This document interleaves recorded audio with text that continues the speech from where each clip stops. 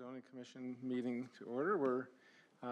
This evening we're going to waive the opening statement just because there is no public in the commission stadium here. We'll move that right to there and go straight to the consent agenda. We have two items this evening. Go ahead. Mr. Chair, I'm sorry. I think we have to do a roll call first. Oh, you're right. Yeah, that's something I'm not used to doing. So, all right, so let's do this one. We know Jeff Nelson is out this evening. Brian Patterson? Present. Sean Hutchinson is out. Linda Grice? Present. Clay Alsop? Present. And Joanna Conde is out. And Jay Atluski, I am here. Thank you, Chris. Keep me under control this evening. We'll hold for about 30 seconds while Joanna does come in. Yeah, we do. I forgot we had a meeting tonight. Ooh. Well, you remembered just in time. Okay. And now we have Joanna Conde joining us. This evening we have a couple of items. First is the consent agenda. 1C, disposition of absence, discussion and possible action to approve, excuse the absence of Vice Chair Jay Atluski from the Planning and Zoning Commission meeting held April 11th, 2019, and 2C, which are the minutes, the discussion and possible action to approve the minutes of the Planning and Zoning Commission meeting held on April 11th, 2019. Do we have any questions or comments? Okay, seeing as how we can't take an electronic vote, I would ask for a yes or no down the road. Yes. Do you need a motion? Oh, a motion. I move to approve the consent agenda as presented. Okay, thank you. Seconds? Second. Okay, all in favor? Aye. Aye. Aye. Aye. Aye. And motion passes. We'll move on to the regular agenda for the evening. Under new business, we have 3R, which is the study session with Plan Peoria AZ. Lori, I believe you're up. Thank you, Vice Chair, members of the Commission. So, yes, we are across from each other this evening. We will be doing the study session for the general plan. What I'd like to do is just kind of quickly cover the agenda for tonight, talk about scope and schedule of work, results of the open houses that we recently just had. I will be turning it over to Chris for a brief kind of reintroduction or recap of the City Council Livability Initiative and results of that and how that ties into the general plan. We'll then get into kind of the themes that we have for the document, start talking the organization that you're going to see. We're going to go into goals and policies at that point. We're going to touch on proposed land use categories this evening. And then we're going to get into the actual reviewing of the draft goals. So I'm sure some of you were curious as to why the packet was so small and why we're looking at information tonight. And the main purpose of the conversation this evening is to provide you some background when you do get into those goals, because you're looking at them out of context. You don't have the policies with you, you don't have the write-up with you. So it's to provide some information and background in terms of how this is going to play out into the document. So we do have paperwork for you handed out, which are the draft goals as of right now. So we'll get into that later on. So first and foremost, although we don't have any members of the audience here, we could have members of the audience online. So I do always have to start with what is the purpose of a general plan? So a little bit of education background, so bear with me. So the general plan is the city's foundation document, it's a framework document. It's looking 10 to 20 years and beyond. We're establishing a vision, the goals and policies, the implementation strategies going forward on how to execute those goals and policies. Covers a variety of topics. Much of those are state statute requirements. There's some other ones that we're going to talk about tonight that we've elected to include as well. Common misconceptions when we talk general plan. People think general plan is the same as zoning, and it's not. General plan is policy framework.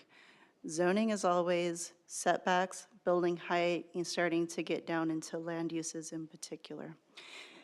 So just like when you make a zoning change, though, when you make a change to the general plan, especially in regards to a major general plan amendment, you definitely have some public hearing requirements. You have some enhanced notification requirements as well. The general plan update coming before you has been a multi-year project in a labor of love, multiple departments. We're about ready to hatch this labor here soon, excuse the pun. So with that being said, we do follow the major general plan cycle with this particular update. It is going to have a case number. We will talk about it more when we get into July at this point. So that's my brief introduction of General Plan 101. So, scope of work. We've been doing public outreach since about 2017. It still continues. We're still in listening mode. We are actively drafting right now the document. 2018, if you recall, we were in front of you to update some of our key maps and some text to set the stage for this full rewrite. We're now busily working on the draft of this thing, putting it together. So that's where we are at. Two key things to keep in mind. We were charged with reorganizing the document, user-friendly, clear and concise. It needs to be able to communicate to a multiple number of audiences, from elected officials, staff members, on down to our residents and anybody else who picks it up and reads it. What we're also tasked with is looking at the land use map and the land use categories and refining them. And I'll get into that more as we go on. So in terms of this update for 2019, we've already had one open house meeting, April 29th and 30th. We're having an update tonight to kind of set the groundwork for what you're about ready to see in July. Per state statute, major general plan amendments have something what we call the 60-day review. That's where we send out the information to the agencies and stakeholders. There are many of those. You name it with an acronym, they get a copy of it to review. ADOT, MAG, and anybody else, Phoenix, Glendale, anybody that we are adjacent to, like I said, if they have an acronym and a name, we're sending it out to them for review. They have 60 days to provide comments to us. At the same time, we always provide the information on the website and out to the public, so the public has the same time frame to provide comments. We expect changes because we expect comments. We do want to hear from people, so we will be expecting that we will have refinements, even though we have a full working draft going out in July timeframe. And the reason why we're going to do that is we're going to go back out and have an open house in August timeframe, towards the end of August. And it's open conversation at that point. Did we get it right? What are your comments? What are your thoughts? How, do we need to make any changes? So then we close the period for comments. That's in September. Because this is a major, needs to come back to Planning and Zoning Commission twice. First one is October 3rd. Please reserve the date. We will be off-site. We are required to do so because of state statute.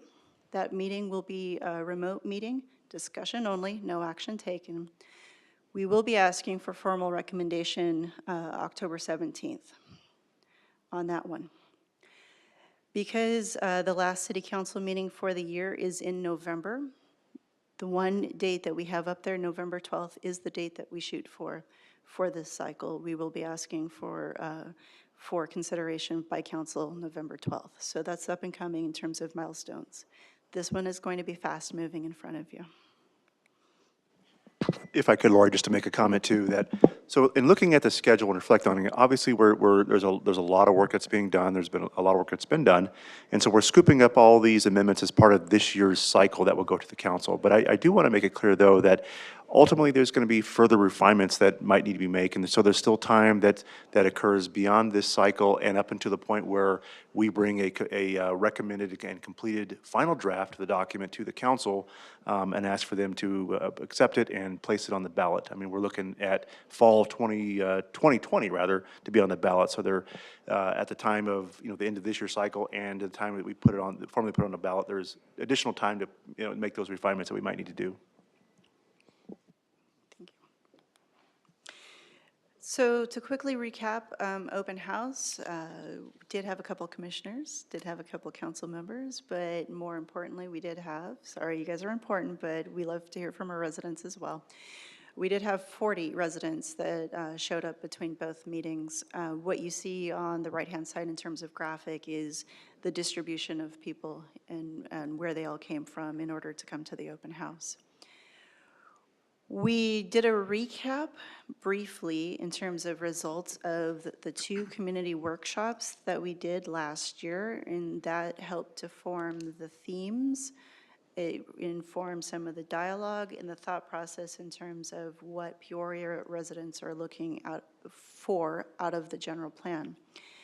We also had a very rough land use map, new one, that we provided to them for comment and circulation plan as well. The land use map would have significant changes as expected because we're changing the categories, but the circulation map was pretty much unchanged because at this moment we don't have, we did a lot of that update last year, let's put it that way. At the open house and also within your packet, we provided a brochure which kind of summarized, it had our vision statement in there. We introduced what we're calling activity centers, and there's 4. Also kind of laid out the themes and kind of the color coding and some of the concepts in there. It also talked briefly about some of the topics and the information that you would find and gave very kind of general, kind of goals as to what you would expect in there. So that was a handout provided. We also had banners of information as well. So let's get into the themes. Also within your packet, I provided a kind of synopsis of what each theme talks about, sometimes what you will have within it, and those also carry forward to the from the City Council Livability Initiative, which I'm going to pause and turn over to Mr. Chris to provide a recap on that one. So also what's aligning with the general plan update is what we're terming internally in our work with the council and the city manager's office as the Livability Initiative. And so every 2 years, our city council comes out with new priorities for how they want to address and prioritize things in a 2-year period. And so as they were looking at this and as this conversation was developed, it was very good timing. Because the things that were important to the council happened to align with the themes that we are looking at for the general plan. And so there wanted to be a higher level or a closer link between the general plan, which is our chief development document moving forward, and also livability, which are the council priorities and goals. And so overall, what the council is looking for is to, as we look ahead 10, 20 years, how do we separate Peoria as a largely a bedroom community into a community of distinction, a community that offers things that perhaps other communities don't have? How do we expand and improve opportunities for destination-oriented public spaces or retail opportunities? Because things are changing. Things are changing in the retail landscape. Things are changing society in terms of the types of spaces that people want to go to. So how do we move our city in that direction? And so there was a lot of things that we thought were synchronous with the general plan update. So the council identified their goals.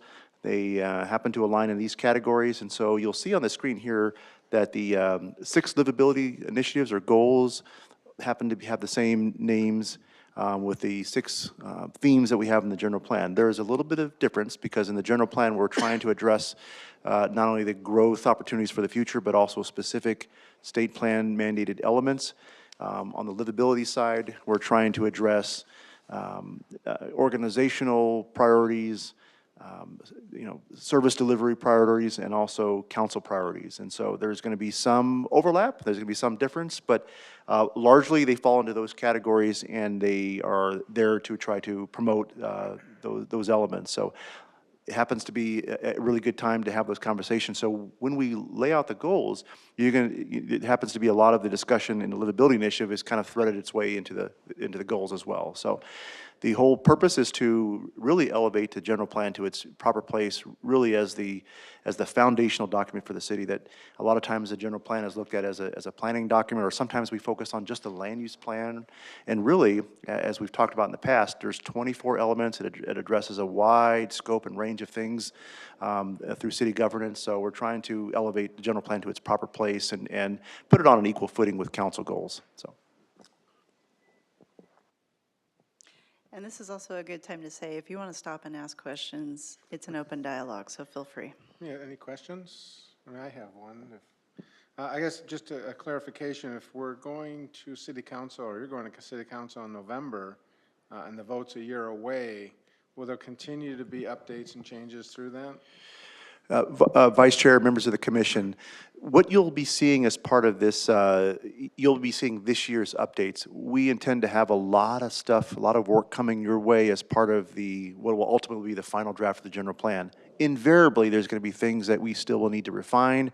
There might be some continued additions. So to answer your question directly, yes, there's going to be further discussions on the general plan, and to the extent there needs to be further work or further refinements, we're going to try to capture all those in a final draft that we will present to the council, probably in the springtime, I believe is the way the schedule works, and ask them to accept the document and formally place it on the ballot. Okay, so the November presentation to the city council is more of a study session then, or is it actual vote? The November council date is a action. We're asking them to take action on all the changes to the general plan that we've identified as part of this year's cycle. What I'm suggesting is that any of the work hasn't been identified as part of this year's cycle, we can still make refinements and additions up until the point where we ask them to place it on the ballot. Okay. Any other questions? Joanna? So as I see it, what we're doing in November is presenting the general concept to be approved with some specifics in it, allowing for other things that come up to be factored in. But it's like, okay, we've made a decision to continue with what we have, and now we're going forward with another 6 months, 5 to 6 months, to get it ready to go to the public. Is that right? Vice Chair, members of the commission, that is correct. What you're going to be seeing this year is a lot of specific changes to probably the bulk of the work that we're doing on the general plan. You're going to see as part of this year's cycle, and we're talking about a new land use map, new land use categories, but there's still going to be invariably some further work that'll be done. Yep.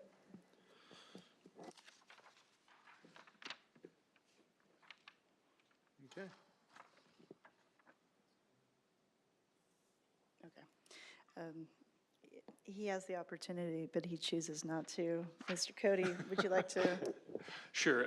Just to clarify, I think Chairman Commissioner Condi, perhaps what you're asking is whether or not it's all bundled into one large cycle or if there's 2 cycles. And just to clarify, I think what Chris is trying to say is ultimately there's 2 cycles. It's just the one in 2020 ultimately goes to the voters for ratification.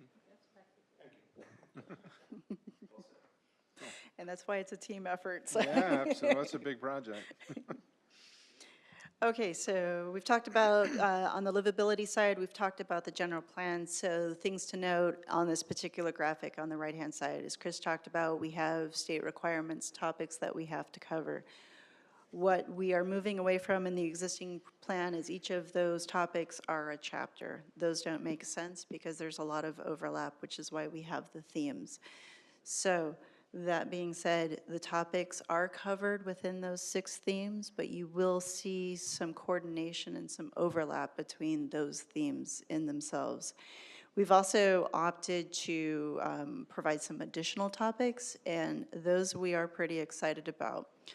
Healthy neighborhoods, in particular, talking about community wellness. That is not something that's required, but that is something that both council and leadership has stressed needs to be in, and we agree.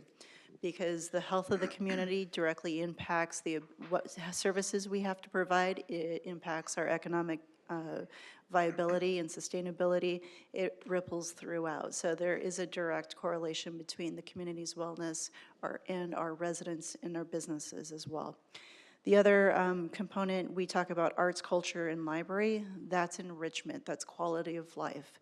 It's one thing to deliver services, it's another to deliver above and beyond and make it a good quality of life. So that's something that we also have within this plan this year.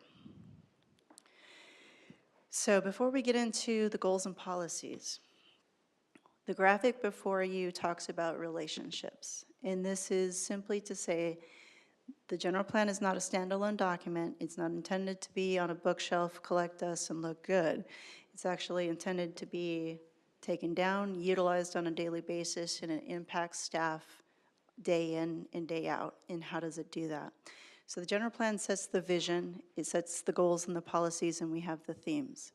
Each department may or may not have a master plan that they are responsible for. They have action plans, they have budgets that they need to take care of. Some of the information within here translates into our capital improvements programs in terms of what we provide. And you see it day in and day out in terms of the number of staffing that comes on board as to what we have for priorities in the general plan goes into day-to-day operations. And that's why it's so important, and we appreciate that the council has aligned the operations side with the general plan in that regard. And I always like to visualize, this is a great graphic, I always like to visualize it as the general plan is the mothership, really. It sets the policy and the framework, and then there's going to be specific documents that identify specific actions and how we get there. So you can see the zoning ordinance is one of those to implement, for example, smart growth. And so you can imagine that with some policy direction in the general plan that down the road might require some adjustment to the zoning ordinance to implement that policy. All right, we are actually getting closer to what we're here to talk about this evening. One step closer. All right, so I'm going to basically start with and give you an example of the arts, cultural, and recreational element. So per state statute, we are required, we have historic preservation, recreation in there. We're also on the optional side talking about arts and culture and library. So how does that translate into the structure of the document?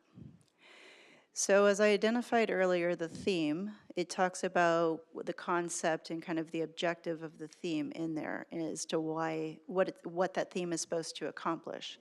Within the actual table of contents, you see it on the right-hand side. We're talking arts and culture, historic preservation. We've provided specifics on education and library, recreation and open space. And then we get into the goals and policies. So let's go a step further. Those are the topics. So we have the theme, we have the topics it's supposed to cover. Now we're getting into the goals and policies. So the handouts this evening that you have are 5 out of the 6 chapters. We promised 3 in the memo, but we've given you 2 additional. We have 5 out of the 6. And the reason why we don't have the 6th is, like I said, work is continuing. And even as of Tuesday night, we were talking mobility. Mobility impacts integrated transportation, for sure. We're not ready to roll that one out. We had conversations with council, and that feedback needs to be accommodated before we present it to you. So let's continue with the arts, the cultural and recreation enrichment. So if you want to take a look at your actual sheet, if you look at goal number 2 on it.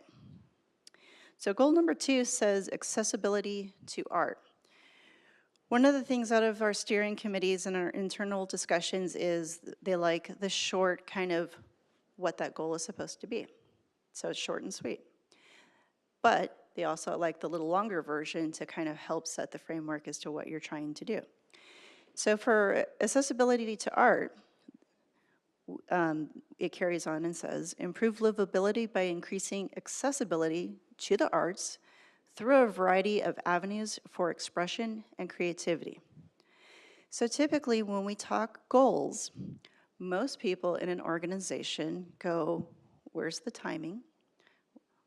Where's this? Where's that? Whatever. It's a little different in the general plan, which is why we didn't want to roll it out quite to you without some background. So we're aspirational in nature. There is the policies, so the goal sets what we're trying to do. The policies start to talk about how we're trying to achieve it, and there's an implementation section that says when we're going to be achieving it. So it's a multi-layer process. So we've set the goal. So policy, we actually have the policies, but we didn't present them to you, and I'll tell you why in a little bit. So policy, I'll give you an example. Where possible, provide interim spaces within existing facilities for arts and art education opportunities. For example, support the temporary use of vacant building facades for art murals or exhibitions by nonprofits or other art organizations. So, how does that translate into daily life? We have an arts commission and staff. So, a couple different things. We need to make a change to the zoning ordinance to be able to allow that. That's one. That's on the zoning side. That's on the planning side. But our arts people and staff will take this and need to program it and have that conversation with how to execute that within the arts master plan and to carry forward. So this is how we start. We set kind of the stage with the goal. We set the policy. We try not to get as specific as you might think on a policy level because we're looking 10 to 20 years out. We want to set the framework and allow the flexibility to have the implementation programs and staff be able to react as needed to provide the programs, services, and everything else on a daily basis. Okay? So, how do we get into the implementation program? We take the goal, we take the policy, we provide it together in a matrix. Now, some of these cross-reference against different themes, and we're going to show you where. Because like I said, that has implications into like smart growth because it's in the planning realm, so to speak. We also set time frame and priority level. So when do we want to do this? Is this a short-term, medium-term, or long-term goal? So remember, we're looking 10 to 20 years out. It also gets assigned to kind of a department at that point in time to take this goal and the policies and move it forward. So we are required by state statute to go in front of council and provide regular updates in terms of how we're doing to achieve that. So the implementation program is what we use as a document to say, okay, here's how well we are doing on that one. So tonight, I want to spend a couple moments. We're going to ask you to take a look at the goals now, to kind of read through them. And what you might want to do when you take it back and think about it is lay out all 5 chapters to see the information in its totality, because where you think something might fit in, it might be in a different theme. But that's not to say it's not covered within the theme that you're talking about. It may be covered within a policy instead. Does that make sense? Okay. So I'm going to pause right there and let you briefly look and see if there's anything that catches your eye real fast.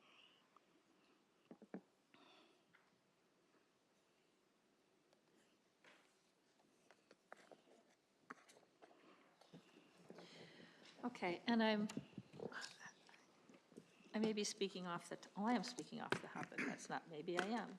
Okay, a lot of what I have seen over the years has been focused on trying to update Old Town and have arts downtown, and we have the civic, facilities downtown, and we have that.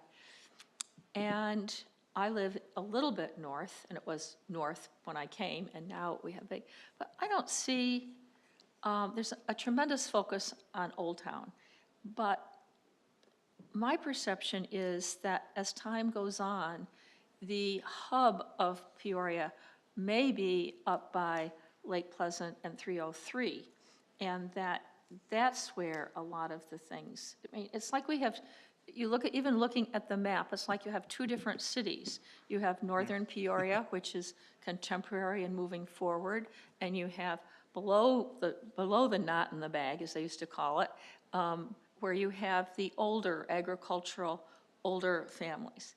And I'm sure that you've looked at it and thought about that. Where would I find that kind of thing within these goals and objectives? Vice Chair, Commissioner Condi. So to answer your question, an example of that might be if you turn to the sheet that has arts, cultural, and recreational enrichment. Right. And I was just scanning, as I was listening to your question, I was scanning those goals.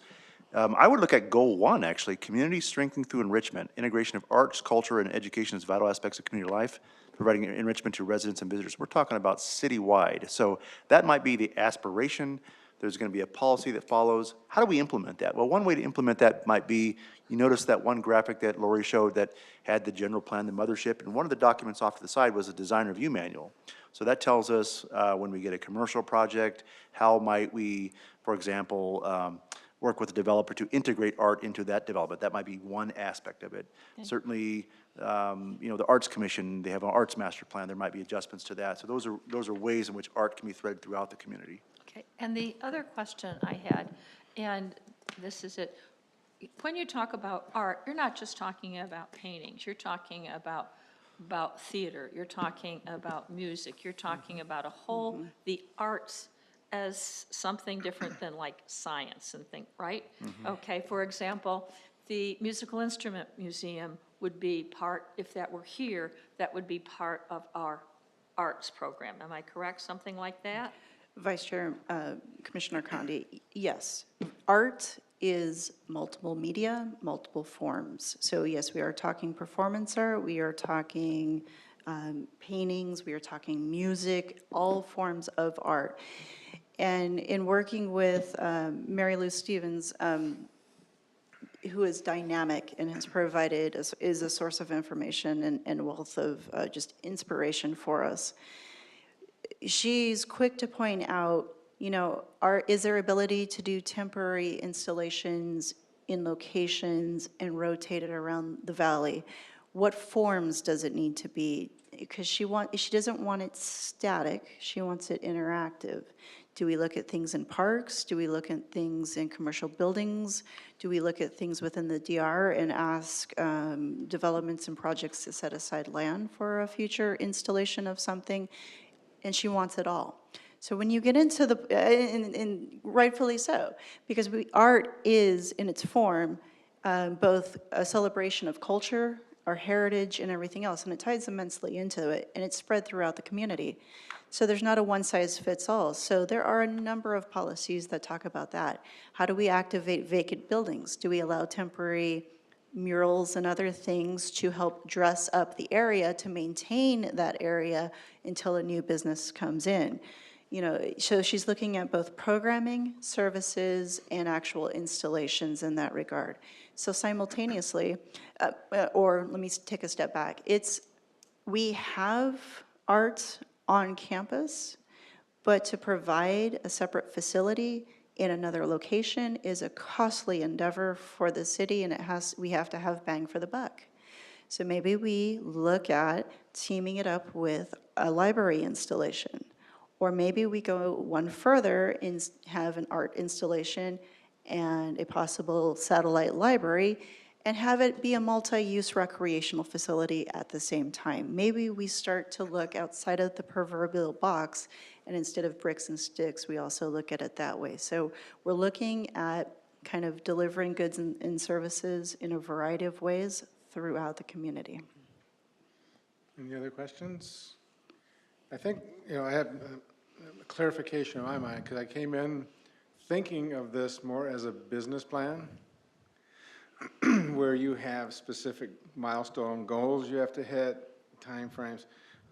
But your statement of aspirational in nature kind of stuck in my mind. And it seems like what we're talking about with all these is the aspiration of where the city is going, not necessarily how we get there. Does that make sense? I mean, that's how I'm looking at it in my mind. Vice Chair, what we will often do is, and it's not in here, but you can almost always read the goals in one of a couple different ways. Peoria in 2040 will be a community strengthened through enrichment. is kind of that Yeah. action statement. So that's where it's aspirational in nature in that one. So we're looking forward and we're thinking in 2040, what is it we want to be when we get there, when we grow up, so to speak? And we find that roadmap as we go along. Yes. Not in our document. The aspiration's there, but the actual details of the mural goes here, or we're not looking at details as much as the aspiration of what the city will be in 2040. Vice Chair, members of the commission, that's correct. And then when you get to the policy, that'll provide a little more specificity in terms of how we want to address, or how we want to address that goal. And then in all the specific plans that all relate to that, there might be, there's even more detail that talks about timing and so forth. When I worked on the general plan in the early 1990s, one of the aspirations was Peoria had no public parks. They didn't have any parks like Glendale did. And so the goal was that by 2020, here we are almost there, that we would have public parks. There was no Rio Vista. There was none of those. And so that was the idea that in the 2020 committee, it wasn't, and the general plan was a lot different, then it was much more zoning. And then it grew, because as you go through it, just think of all the changes since the 1990s, and not only in zoning, but in lifestyles and demographics and things. You can't put something fixed in, because who knows what's going to come next? There was no internet back in 91. There was no Facebook. There was no Instagram. There was none of the same, your computer was 40 megabyte MG.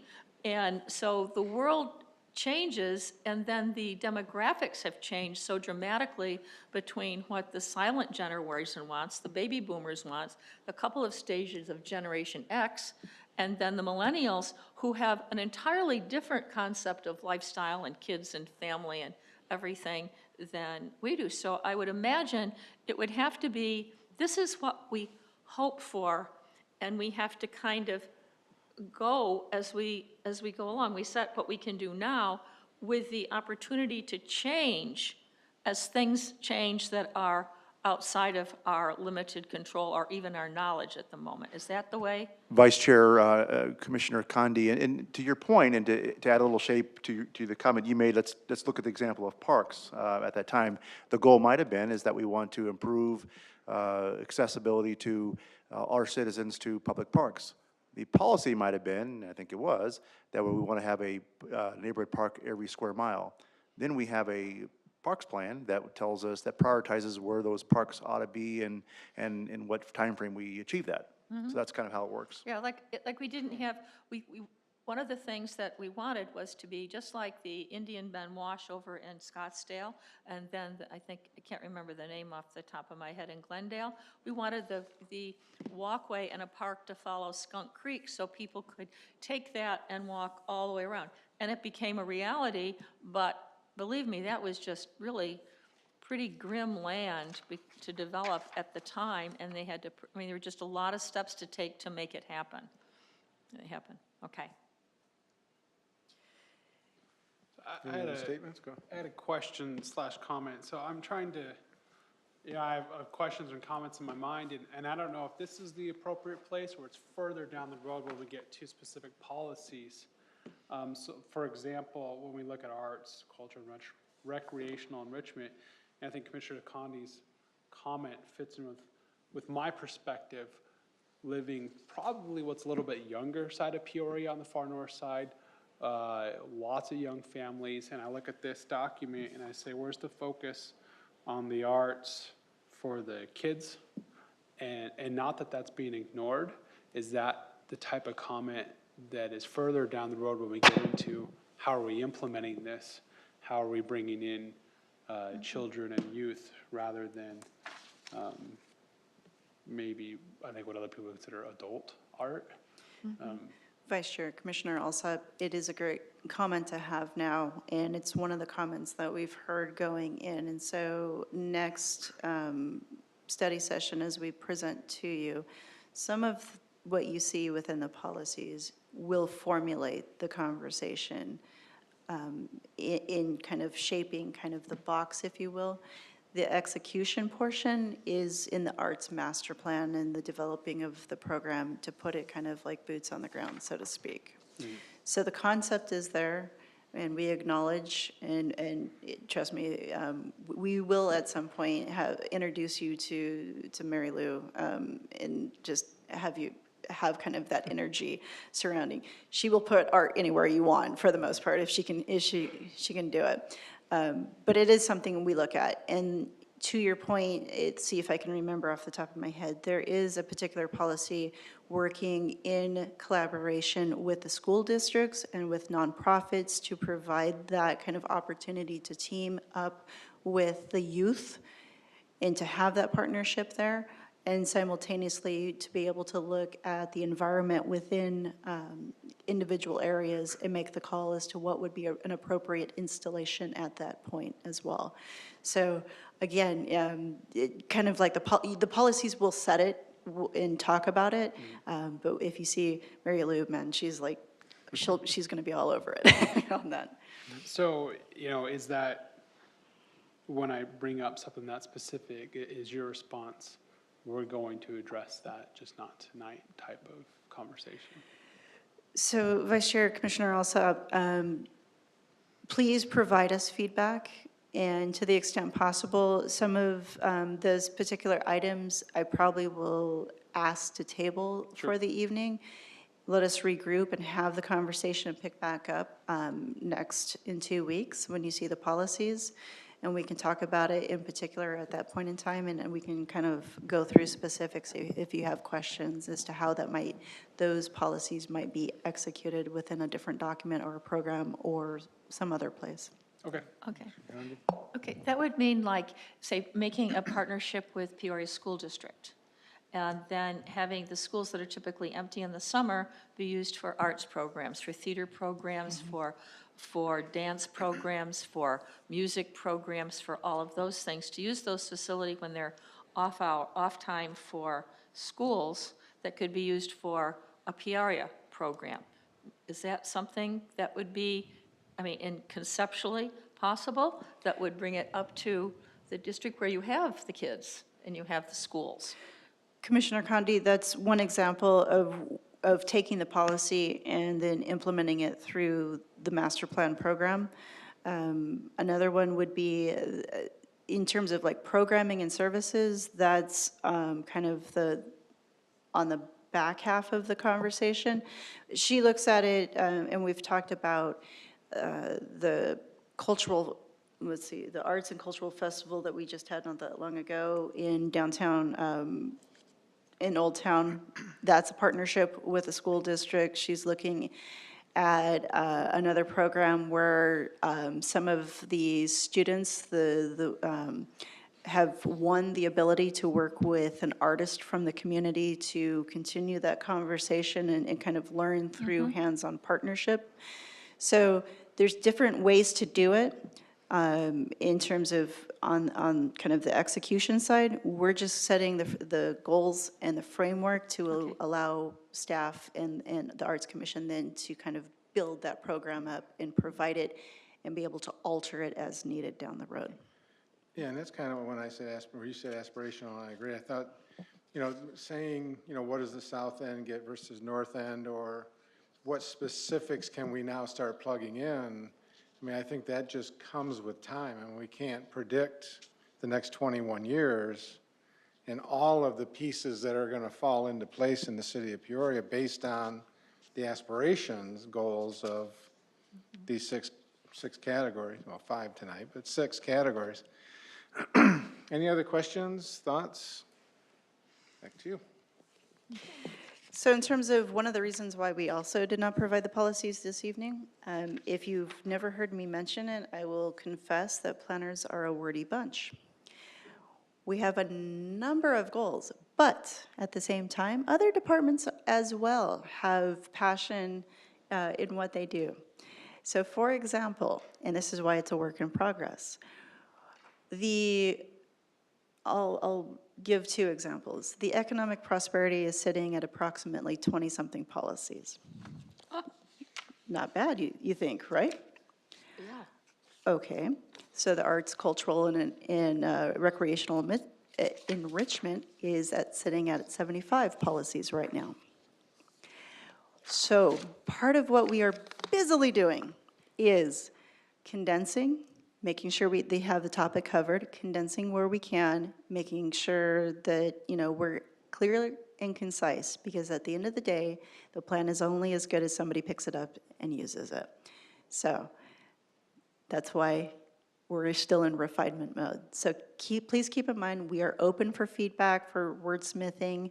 Know that this is continuously evolving as we're going through with both internal staff, elected officials, our leadership, residents, everybody else. So this is evolving. And so so at the next one, please expect a sizable packet, but also be aware that by the time we have to provide that packet, there's probably been some changes to it. Okay. Okay, so in your spare time, please study the goals, provide feedback. So let's switch gears now. One of the more exciting pieces as well. We have brand new land use categories coming soon. Ooh. Let me give you a little bit of background. Right now, we have 22 categories in there. That's quite a bit. So, and you've heard me mention it before, that one of the charges that I've been tasked with in the group at hand, to provide flexibility and specificity at the same time. So how do we do that? So the new plan is approximately 12 categories, and I have an asterisk because I have a question to ask you this evening as to whether we have 13 or not. So stay tuned. So we're sitting at 12 categories right now, okay? So how do we get flexibility? The uses within those categories, at least on the commercial and on the mixed use side, and to some degree the residential side, have opened up. So, and we'll talk about it a little bit in there. We also provide specificity when we look at and provide fact sheets. So cheat sheets, if you will. So instead of just the general plan right now, just having a brief description and you're kind of left wondering, what does that mean? Each land use category will have a description. We'll talk about the appropriate zoning categories, zoning districts within there. We talk about character, form, function, and some of the expectations in there. We're going to also have pictures to go with it, because pictures help illustrate what we're trying to achieve. So you'll see that. He's looking very, like, am I going to turn this over? Yes, I did ask him to do this at one point in time. I will ask him to kind of go through the categories here shortly. So Mr. Cody, get ready. So going forward, before we get into the categories, just wanted to walk through a couple different things. Our residential has reduced from 6 categories to 5, but there's a split in there that you may not necessarily think about, and we'll explain why. Actually, Mr. Cody will explain why. The other one is we're coming up with something called a master planned area, because we have significant master projects within certain areas. Think Estancia, Saddleback Heights, Lake Pleasant Heights, Old Town, things that are sizable nature that have special area master plans associated with them, and have refined the land use categories within the general plan. So they've gone through and individualized the standards for their project. So rather than trying to keep up with the currently 14 amendments for the Estancia master plan, we're going to simplify it a little bit, give it a master plan area category, and let the PCD, the entitlement document, help define the land use categories and be able to kind of maneuver within it according to what the project is geared to do. One of the other exciting things that we're looking at is a mixed-use category. Speaking to your point, there are differences in our mature areas versus vacant areas. So how do we re-energize perhaps centers, commercial centers that have seen their better days? That's one of the things that we do, is we're coming up with a mixed-use category and 3 subtypes to them to talk more specifically about the character within each of those. One of the other things that we're looking to do on the map is incorporate symbology for transmission lines and for activity centers. Currently, our transmission lines are covered in park and open space. I don't know what symbology means in this. It's, Symbol. I know symbols, but, oh, so you want to have specific symbols like a stop sign is a symbol? Okay. Yeah, so there's Okay, got there's it. a specific symbol, and it would run across the map, and it would look like a power It line, makes so to sense. speak. I just didn't get it. Okay. So we would have that on the map as well. And the reason being is because there are uses that may be appropriate underneath a power line. Think recreation, Cemeteries. cemeteries. I don't think they're going to complain about that Sorry. one. That's one of the things that works under power lines. It does. Golf courses and cemeteries.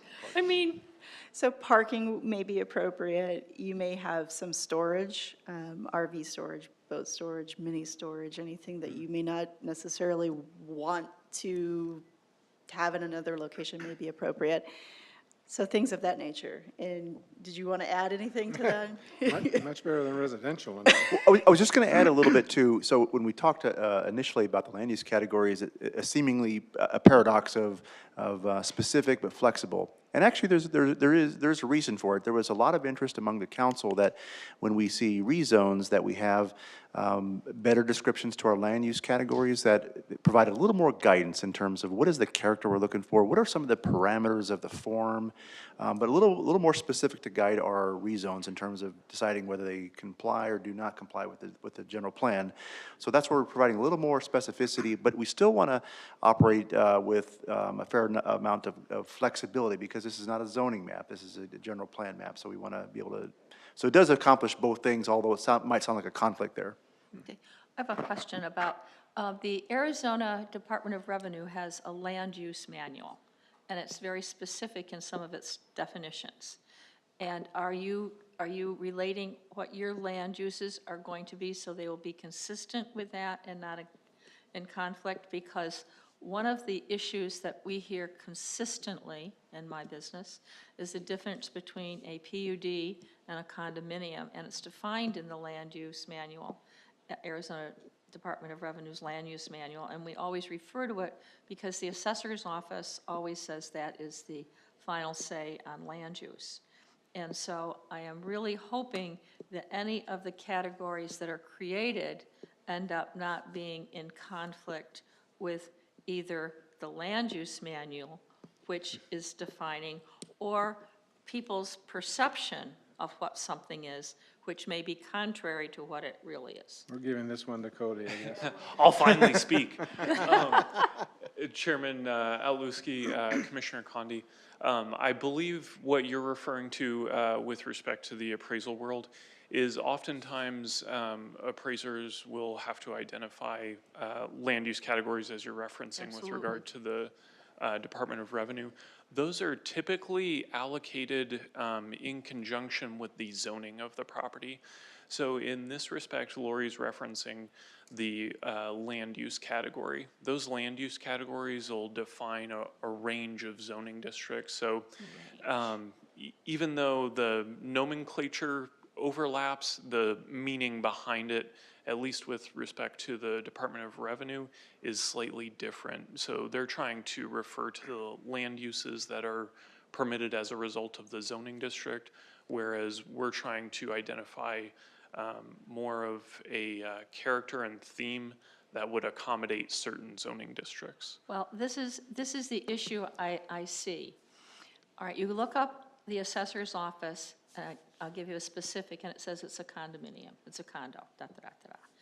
But it's not a condo, it's a PUD. Why? Because according to the Arizona Department of Revenue, in order to be a condominium, all of the land has to be owned jointly. Whereas in a PUD, an individual can own a parcel of land and then an undivided interest in other things. That comes up on average of every day, and I answer that question at least twice a week, where it's in conflict because the zoning that was put in place, the legal description of condo was put in the 60s, and then it was changed by the Department of Rendo, because there was no definition. And they never retrofitted it back to the assessor's office. And so there are a number of real estate deals that are killed because somebody from out of state looks up the zoning in one place and it conflicts with what's here, and you can't get that. And so instead of taking any chance or going further, they just stop the deal. So it is a real handicap for people dealing in real estate, both appraisers and real estate agents, as well as lenders, to have to deal with things that aren't consistent across the spectrum. Vice Chair, Commissioner Condi, so that's almost even another facet of it, because what you're referring to with regard to PUDs and the legal description for the ownership of the property, that's determined at the plat, which is essentially down the road and within the development of a particular parcel, as opposed to designating the land uses, which are more esoteric and character related, that'll guide the development of that particular parcel. So in that respect, condominium would just refer to the ownership structure, whereas we're looking at a range of uses or Can you even put the condominium on that piece of land? Not so much. or Yes. more so the types of uses that would occur within that condominium. Yes, that's exactly right. We're trying to identify a density range, and it could vary, a character, and there might be a variety of housing types that implement that character. So that's why it's pretty broad as a land use category, and that's the purpose there. Okay. And I got just a curiosity here, because you piqued my interest in the master planned area category. Thinking that forward is kind of a cool idea. Is that allowing for a variety of zoning within an area? I mean, how do I just, like I said, you just piqued my curiosity with that more than anything. Sure. So, Vice Chair Altluski, Commissioners, what that's referring to is really we're trying to accommodate those communities that already define within their entitlement documents the kind of finite details of their land use. So we're, as I believe Chris had mentioned, we're trying to provide them an opportunity to where they're merely identifying changes to those master documents, rather than going in and doing a general plan amendment each time that they then also have to do a rezoning or a PAD or PCD amendment. And it seems a little of a streamlining of the process for a developer. That's Is that- correct, and Cool, trying good. to respect the entitlements that they have received. Good, that's smart. And not to preempt Cody, I'm sure he'll go through this during his part, but you'll see a master planned area. You know, we're going to subscribe a certain area. I think we were talking about somewhere around 1,300 acres. So these are the large master plans like Vistancia, Lake Pleasant Heights, that, as Cody mentioned, already have quite a bit of detail built into these at that level.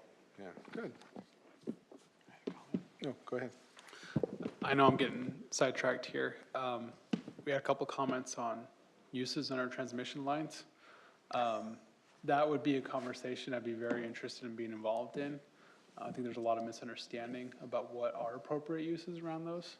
And so whenever that happens, I'd like to be a part of that conversation.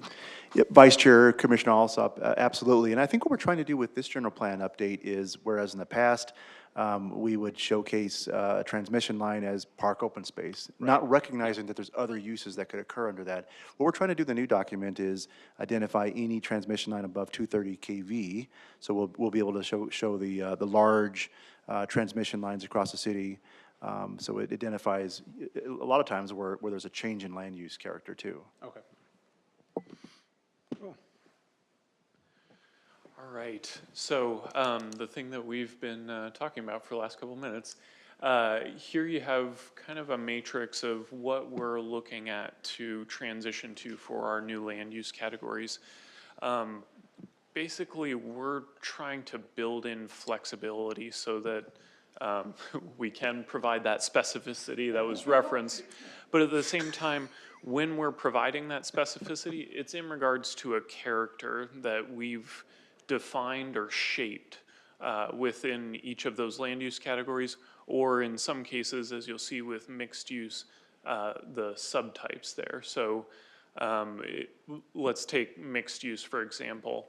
We have 3 subtypes under that designation. What does that mean? Are we trying to just do one thing in each of those? No, ultimately, we're trying to define what the form or shape or feel that those areas will have. So mixed-use Main Street would have something similar to what Park West has, where you can walk throughout that community. It's got that main spine. It's very pedestrian-oriented and accommodates a multitude of uses within the development that cohere really to that arterial, or I shouldn't say arterial, but main spine connection within the development. Then you have neighborhood village center. These would be things similar to relatively larger developments. One example would be the Walmart Center at Deer Valley and Lake Pleasant Parkway. That's an opportunity that might be appropriate for a mixed-use neighborhood village designation. What would that allow that's different than today? What's the point of changing the designation? Well, that'll allow them to accommodate uses within there, such as multifamily, so that then those shops that have been starving for additional residents or consumers can accommodate on-site pedestrian or activity.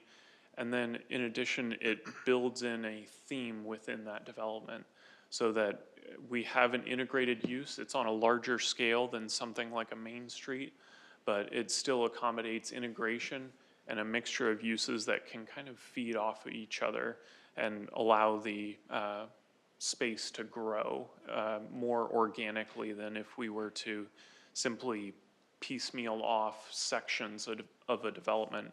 This designation will allow a form and character that we're defining integration and pedestrian movement throughout the community.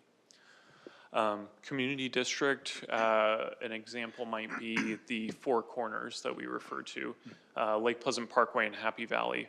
Right now, it's almost exclusively commercial uses. You have some service uses in there, but absolutely no residential. This would accommodate that residential, so then you're accommodating housing for employees for those businesses. One of the things that we've heard throughout this process is that a lot of businesses in kind of the further northern reaches of the city have trouble getting employees that are able to access their businesses. So this puts them right at the forefront of the employment that they're looking for and provides a greater mix throughout our community. The reason for this designation is really just that regional draw scale. So Four Corners is one of the biggest, at this point in time, retail centers that we have in the city. What we're looking to do is transition that so that it's appropriately positioned for future development and growth and can accommodate as things change, as you know, you often hear the Amazon effect. If should retail begin transitioning, we're accommodating that future growth or transition in development to these new land uses that would be accommodated under that mixed use designation. Very smart, because I think you're gonna see the future of commercial is gonna be more of a mixed use as Amazon continues to make it harder. And with POGO now, we have a little easier access to the north, so Peoria is moving forward. Certainly, and it's very easy to ride if no one's ever done it before. Been wanting to do it, and I just haven't got on it yet. Some of the things that we did with our residential categories, as Lori mentioned, the numbers stayed relatively the same, but what we tried to do with them is, again, look back at what is the character really. Currently, right now, we have a very, I would say, hopefully Chris is okay with it, sterile designation or naming convention for our residential land use categories. We have estate, low, medium, medium-high, and high. I have no idea what that means other than the number gets bigger. Not real creative. Correct. So Sorry, what we Chris. tried to do with this was identify, how do those feel? What does it feel like when you're in a community that is rural? Well, you're going to be looking for more agrarian uses. You're going to see horses. You're going to see oftentimes ribbon curb or irrigation lots. When you get to a state, you will see the McMansions. You'll have large homes that have long driveways, oftentimes large accessory structures. As you get into traditional, you're starting to see, okay, now we're to a range of densities that really you're large lot for today's development standards, but you're getting towards what we're seeing commonly as far as lot size and feel of those neighborhoods. Then once you get to suburban residential, that would be items such as often referred to as a bungalows project, where you're getting that multifamily, but it doesn't have the same intensity as traditional multifamily or multi-story multifamily, and continue to progress on from there. Are you getting a lot of input from different builders on what's selling and what the demographics are moving into from the different age groups? Chairman, Commissioner Condi, we are receiving a great deal of inquiries in regards to this new product type that, as I mentioned, is often referred to as the bungalows. But there seems to be a greater variety of inquiries today than we had seen in the past. It used to be your multifamily is always going to be at least 2-story apartments. That's the only thing you're going to see.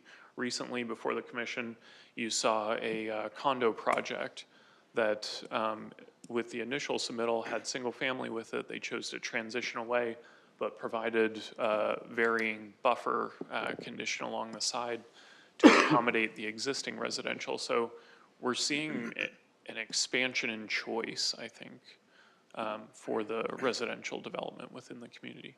I'm seeing, from my perspective, I'm seeing out in areas like Buckeye and Surprise and where they can buy land fairly inexpensively, some really options which you had mentioned, and I'm old school, I like big lots and places, but it's amazing, it's not, I don't like the term low income, it really reflects the fact that there are a lot of people that are going to, not to have children, or single people that are buying houses that won't have children, that prefer a smaller house because they want to have their spendable income to go on trips and to do other things. That's a millennial feature, whereas in my generation and in Generation X, they came and they raised their kids and stayed in the same house and did all this stuff.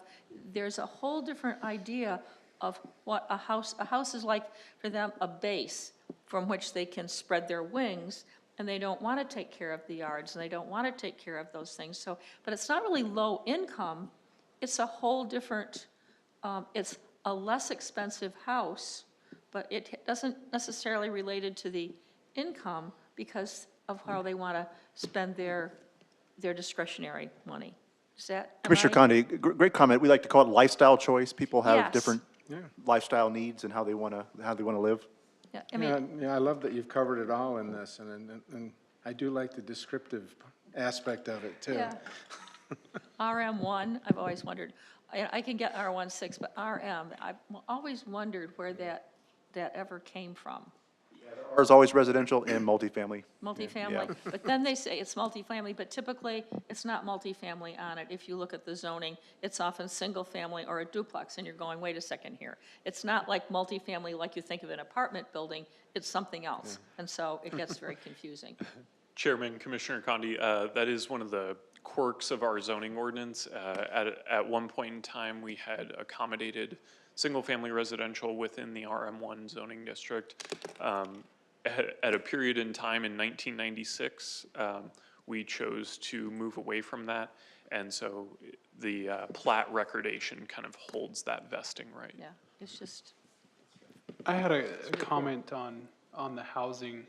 And I know we've talked about it in the past, we're talking about it today.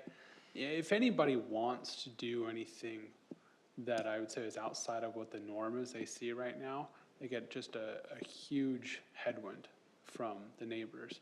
What are we doing to make it easier to bring in more variety in housing? Because right now, if you're north of Pinnacle Peak, you're looking at just traditional single family. If you want to do something different, it's the builders are going to look at it as significant risk to try and go through those entitlements.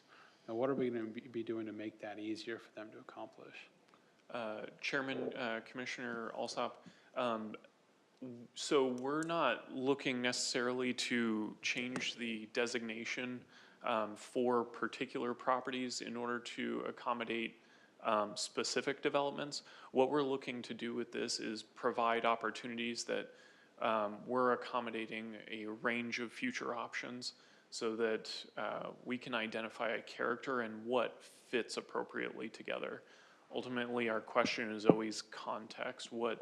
What's appropriate next to this, or how can we make an appropriate transition? So something that we're trying to build into each of these categories is that appropriate mixture or context point. And just to add on to Cody's comments, I think what you'll find very interesting, that'll be revealed really soon, is the draft land use plan. So we're taking all these new land use categories, and citywide, there's going to be adjustments to where certain land uses are designated across the city. Yes, that's definitely what I'm Yeah. thinking about. Less general plan, more the land use plan. Right. Yeah. It really sounds. Oh, I'm sorry, go ahead. Oh, I was just going to say, it really sounds like this is almost the easy part, and then all the hard work comes in of making it all fit. So, Chairman, Commissioner Alsop, just to your point, the land use map is a component of the general plan. What we're looking at here is just the categories that would make up that land use map. We did have a meeting today with the consultant that we're working with, and one of the things that we're going to be working on is providing an interactive land use map on the general plan website, so that during that 60-day period, any individual or member of the public can go on there and explore, okay, what does this mean for these areas, or what sort of category or transition will I see in this neighborhood? So going forward, we're looking at, in the land use map, making possible changes instead of just seeing a whole bunch of yellow. Maybe a little bit more variety in what we're going to be looking to permit in the future. Yep, Vice Chair, Commissioners, Commissioner Alsop, absolutely. So you'll see, even when you look at the more mature area of the city, the southern area of the city where it's largely built out, you're going to see opportunities for change. Some of the transition we're talking about for some of these centers being repositioned into more mixed-use areas. Going north, there's the opportunity for more refinement, particularly along the Loop 303, the Lake Pleasant Parkway. But there's going to be some ideas on what might be the preferred character or might be the appropriate land use at certain locations. So as Cody was mentioning, when we put this out for 60-day review, you're going to have the opportunity to look at the land use map in detail, and you'll see at a particular corner what might be the desired land use on the general plan, and maybe you have a different idea, and certainly you can comment on that too. One of the land use items that I think ultimately we're looking for feedback from the commission on is, right now we have kind of a mixture within the commercial designation that you see there on the screen of both office and commercial. Today, if you will, 2018 or 2019 plan, we have two separate land use categories, office and commercial. So the question is, should they and do they provide a distinctly different feel? And ultimately, do we want to have a different designation or fold those together so that those land uses can be accommodated at the same locations? So something to think about for Vice homework. Chair, members of the commission too. So with that, there's a thought that when you think about commercial, does it make sense to lump them all together, or is it more appropriate to have two intensities commercial. One, Cody mentioned office commercial. So that would allow office uses and maybe some smaller scale type of commercial uses as opposed to what you might see on a traditional commercial corner. So does it make sense to break out what we have today as one category, commercial, into two separate categories that kind of relate more to the intensity?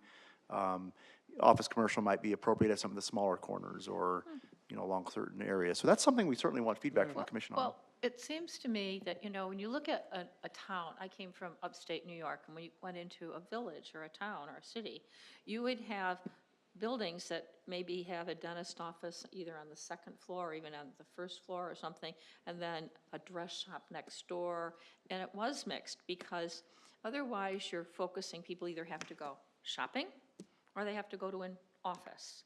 And if you have them integrated, then the people that are working at offices go shopping, and the people that are shopping can use offices, and it's much more like a town and a city. If you look at any city, it has that. It doesn't have just, the old cities, they were mixed so that people could, because they're walkable then. Then people can go out and walk from place to place. So you have more traffic for both than if you have just huge office parks that you have to go to and huge, shopping malls. So I like the idea that you're putting it together and letting the developers come in and say, this is what we're doing, and we can think about it in that concept of a town and walkability and friendliness, which also would make it, I would think, easier to put in apartments, condominiums where people want to live there, and then that's why the inner city of Phoenix is growing so much, because then they have the flexibility of living someplace and having all their services within walking distance without having to get into a car and go someplace. So Vice Chair, Commissioner Condi, let me just make a few remarks. I know Lori has some remarks as well. So in this category, when you're talking about mixing commercial and residential, those are our mixed-use categories. Right. Here we're talking about commercial, which commercial uses specifically, no residential. Just to throw out maybe perhaps a relatable example, think about the Lake Pleasant Parkway corridor, where you have small properties along the Lake Pleasant corridor. In a general commercial category, that could include everything from office all the way up to gas stations, to car washes, to large commercial facilities that may not be appropriate in a smaller context. If the property was designated office commercial, that might recognize its smaller scale nature, maybe it's office, and maybe some ancillary types of commercial that works in that setting, but maybe doesn't include the larger, more intense commercial examples. That's what we were thinking about, possibly breaking those out. I like that. I like that idea. And to kind of piggyback onto Chris's comment, let's think about one of the recent examples that we had before commission. Let's go with 95th Avenue and Olive. We had a QT gas station on the corner at that location. We have a possible gas station going in next to it, and now we have multifamily. So in looking at intersection conditions, we know from experience kind of our traditional commercial experience of the grocery store anchored center doesn't always work at, the major intersection locations. Right now, the way that it's set, as Chris has mentioned, if we wanted to get an office kind of setting or force the buildings kind of up to the front of that, we have limited ability to say, no to a gas station, yes to an office, no grocery store, the way that it's set right now. Because from 01 up to some of our heavier intensity commercial uses, including automotive repair and some stuff, is into one category. It's challenging to some degree to set character, form, and function because the variety in there is extensive. And so the question and the conversation, and we're kind of back and forth on that, is how do we provide a neighborhood kind of scaled environment adjacent to some of the areas, adjacent to wash conditions, may not be able and appropriate to have a big box store next to it. Right now, we don't have that ability just yet. We may need to adjust those and break them into two categories. So you want to get to that point where you can say, okay, this, but a a car wash isn't appropriate because we want this kind of flavor for this particular area, and that kind of thing. Is that, nothing against car washes, but you know what I mean? It's a different kind of thing than having, you know, a dress shop. Commissioner Condi, members of the commission, I would look at it as maybe one being a limited commercial and a general commercial. Oh, okay. Yep. Yeah, and it almost seems like it should have two categories, just because of the vast difference between a Starbucks and a Costco. And to lump all of that into one category seems a little Good analogy. difficult. I mean, you don't want to expand this and get more and more categories, but, you know, whether it's, like you said, limited or whatever the language is, it seems like two might be more appropriate. Okay. One of the other categories that we kind of condensed down, we're now terming employment. In today's general plan, we have it as industrial and business park industrial.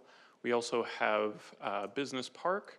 Then we also have mixed use business park. So quite a range of things that sound really similar. What we thought to do was condense those down because really, again, what we want to get back to is the character and function of the area. So in this case, we're providing the employment land use because ultimately those areas and designations are the ones that are really the job creators for the community and more of the intensive uses.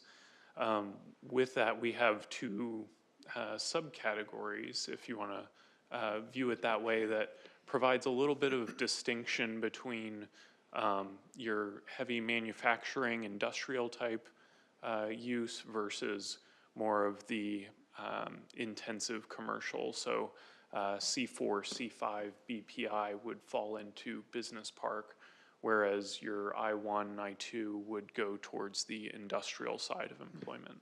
That way you're focusing on the character and what those areas turn out rather than simply trying to Makes specify with finite detail as to what will occur. Could the commercial do the same thing with subtypes? Is that what you were potentially thinking versus having two separate commercial categories, commercial but then subtypes? Chairman, members of the commission, that is an option.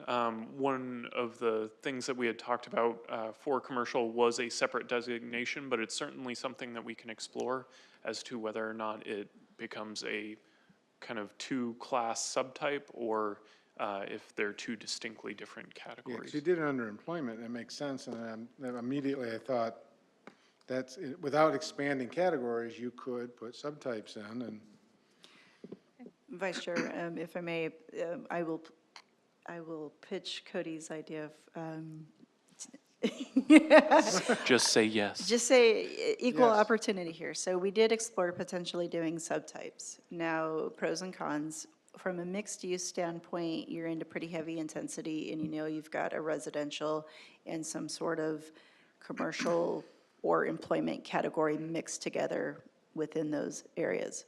From a commercial standpoint, looking at it from straight land use, an individual or a non-planner drilling down into a land use map will see one color as commercial. We are setting subtypes on there, but from the kind of 30,000 square feet, you know, kind of point of view, it's still commercial. So part of the conversation and talking about it is, do we need to have a separate color and category to help distinguish that we really want something different?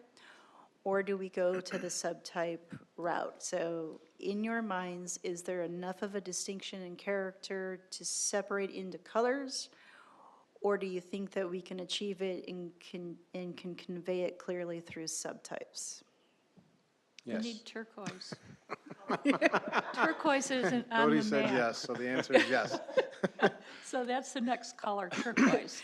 I just thought I'd mention. Cody thanks you for that. Yes, I will make the new one turquoise. Okay, thank Well, and you. I think, you know, we would look for your recommendations, because you're the ones that are in the front line when these people come to the city. You know, do you believe that one, you know, commercial category would be an issue? Chairman, members of the commission, so It kind of depends on perspective.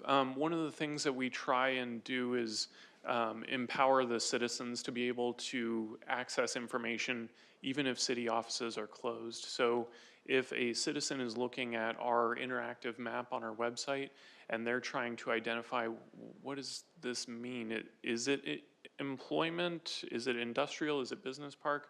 Does that mean that if we were to just provide one more category, are we shying away from it because we don't want too many categories? Or would it actually benefit the citizens if we were to delineate it differently via color rather than just a sub-naming convention? Thoughts? If I were looking to buy next to one of the colors to live, I would care if it was one color or the Yeah, other. that makes sense. That's why you keep Cody around. Again, Cody Cody, thanks thanks you. you. And some of them, I have to say, are confusing, like employment is pale lavender and activity center is a dark lavender, and you put those together, and I think that could be confusing. So I think that they have to really be, you know, it's like commercial and mixed use. Those are pretty, Yeah, you get a box of crayons and just go down the list. Chairman, members of the commission, so in regards to the specific RGB value, if you want to term it that way, some of that may be coming across a little bit differently just because of monitor resolution and Okay. the way that it came over. What we typically try and do, and believe it or not, planners got together and kind of figured out a typical coloring convention for various land uses. So, for example, red is often a commercial designation. Yellows typically have a Residential. residential designation. So we can certainly tweak it, but the idea is we're kind of conforming as much as possible while accommodating the needs of our community. okay, turquoise. Well,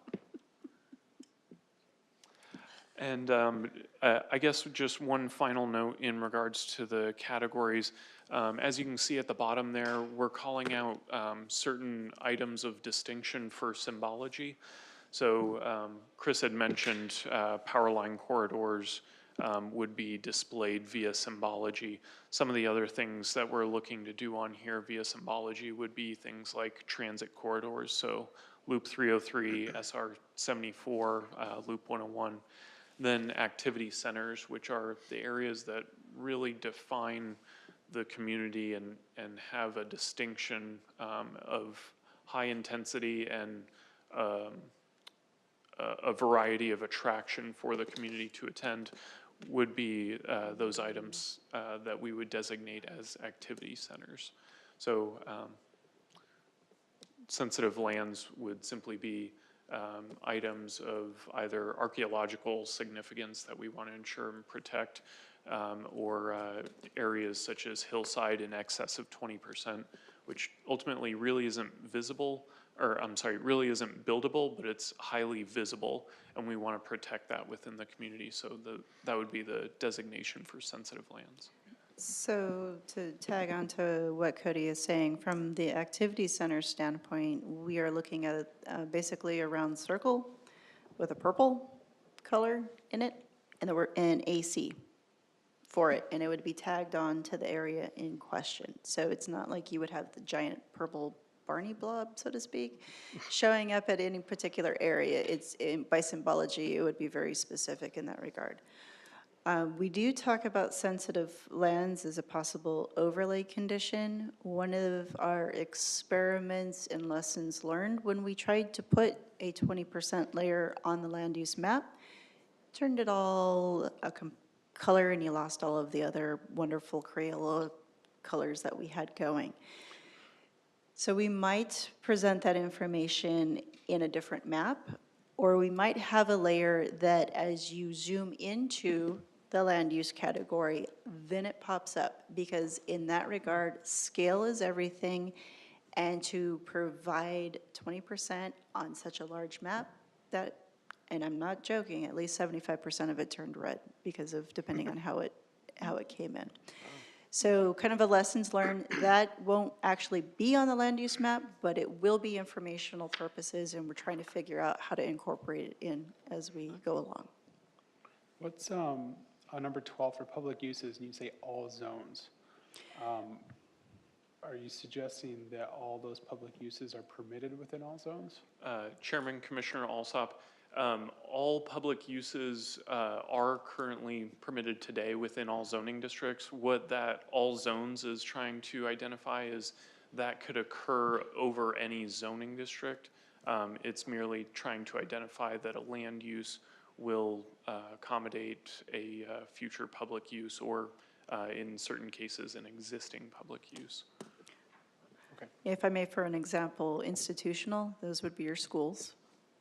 Okay, I was wondering, so that For wouldn't your be public like a facilities, private, could be, educational it could be institution? educational institutions, transportation and utilities, maybe our water facilities or any other kind of municipal facilities in that regard. It may be, bus parking lot, transit, things of a utilitarian kind of nature, of an institutional kind of nature. And because of regulations, those are allowed across the board right now. Okay.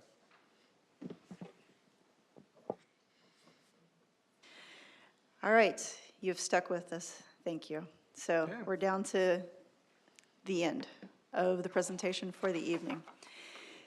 So looking ahead, we are asking for any feedback on the draft goals. Keep in mind that they may be a little different by the time you get to them, but we'll take feedback anyways because we will incorporate that. When we meet again, June 18th, we will have a draft of all chapters, the goals and the policies in the packet for you to review and study to come to start diving into, if you will. And so I appreciate everybody kind of sticking through kind of the educational component of this one. So now, next time, we are kind of into the weeds a little bit more, if you will. And congratulations, you are all general plan masters at this point in time. So that being said, one of the last things, we are looking at a full working draft, and working are two very key items on that one. Full working draft to release out to the public and our stakeholders July 18th. That's right around the corner. So we are excited about that one. And so with that, that's the end of the presentation. Well, thank you very much. It was educational. And some exciting things. I think that the general plan should definitely help us continue to move forward. Next on the agenda is call to the public for non-agenda items. I don't see public in the building, so we're going to move past that. Updates from staff? Mr. Chair, members of the commission, just in terms of the upcoming meetings, as Lori mentioned, June 20, we're going to continue our discussion on the general plan. We're not going to make you come out for July 4th. We're going to cancel that meeting, and then we'll look to pick up in later July, July 18th. And that's all we have tonight. Okay, thank you. Any updates, current events from the P&Z? I have a question.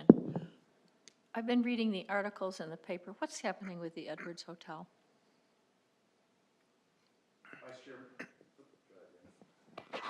Vice Chair, members of the commission, the Edwards Hotel was purchased by an investor about a year and a half or so ago, and they had a vision for a haunted hotel or a themed hotel use.